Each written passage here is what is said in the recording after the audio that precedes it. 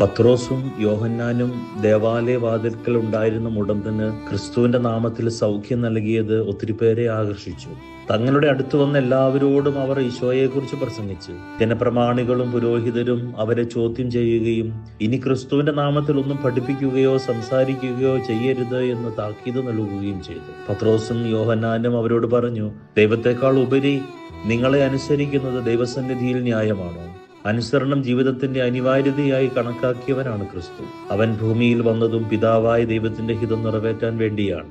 ഞാനും അനുസരണ വ്രതമാക്കേണ്ടവനാണ്, ദൈവത്തിന് ആരംഭിച്ച അതേ ദൈവത്തിൽ അവസാനിക്കേണ്ടവൻ. പത്രോസിനെ ദൈവത്തെ അനുസരിക്കുക എന്നുള്ളത് മുൻഗണനാക്രമത്തിൽ ഒന്നാമതായിരുന്നു. പക്ഷേ അവൻ എവിടെയോ വീഴ്ച സംഭവിച്ചു.